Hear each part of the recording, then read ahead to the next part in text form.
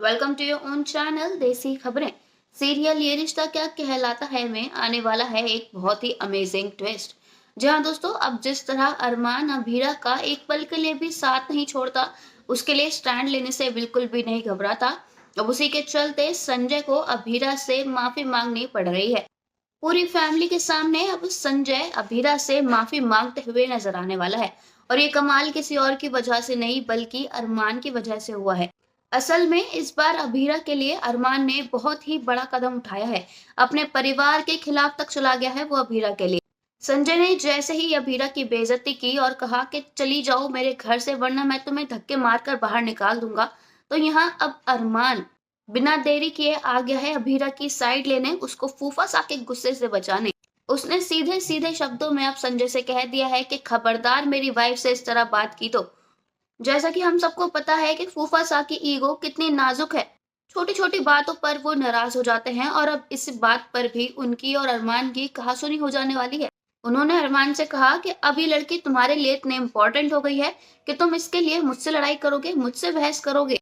पता नहीं इस अभीरा ने तुम्हें कैसे वश में कर रखा है जो तुम्हें इसके सामने किसी की बात सुनाई तक नहीं देती।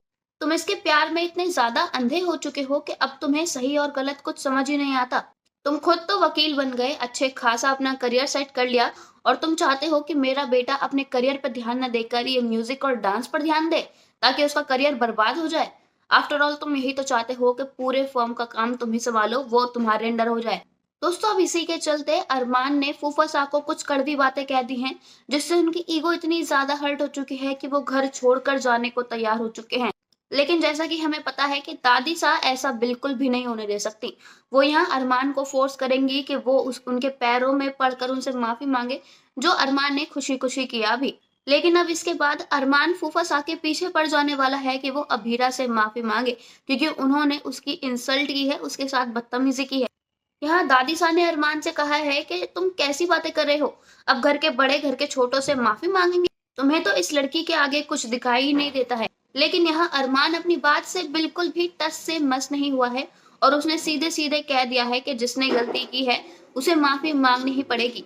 जब मैंने बदतमीजी की तो मैंने खुशी खुशी माफी मांग ली बिना अपनी ईगो सामने लाए। तो अब फूफा साहब को इसमें क्या दिक्कत है? क्या घर के बड़े होने का मतलब यह है कि वो जब चाहे, जब उनका मन आए, वो किसी से भी बदतमीजी कर सकते हैं, उसे घर से जाने के लिए कह सकते हैं? अभीरा इस घर की सदस्य है, वो मेरी पत्नी है, और उससे फूफा सा इस तरह बात करें, मैं ये बिल्कुल भी बर्दाश्त नहीं कर सकता। अब अरमान जिस तरह जिद पर अड़ गया है, अब इस जिद के आगे फूफा सा को झुकना ही पड़ा है, और उन्हें ना चाहते हुए भी अभीरा से माफी मांगनी पड़ी है। यहाँ वो सिर्फ इतना कहने वाले हैं कि आई एम सॉरी अभीरा, इससे ज्यादा कुछ नहीं। दिल पर बड़े ही पत्थर रखकर उन्होंने अभीरा से ये कह तो दिया है, लेकिन उन्हें इस बात का हमेशा मलाल रहेगा, और तो और इस बात का गुस्सा भी वो हमेशा लिए घूमेंगे। अरमान के बदले हुए रूप को देखकर तो घर में सभी को हैरानी है कि अरमान को अचानक से क्या हो गया कि वो जो अभीरा का पीछा ही नहीं छोड़ रहा है। हर जगह वो अभीरा की साइड लेने, उसका साथ देने चला आता है। जिस तरह अरमान में बदलाव आ रहे हैं, उससे रूही को बहुत ज्यादा दुख पहुंचने वाला है। दोस्तों, जिस तरह अब अरमान के लिए अभीरा इतनी ज्यादा इम्पोर्टेंट हो चुकी है, जिस तरह वो उसके बिना एक पल भी नहीं रह पाता, आपको क्या लगता है कि एक साल बाद ये दोनों अपनी शादी खत्म कर पाएंगे? क्या ये एक दूसरे से अलग हो पाएंगे?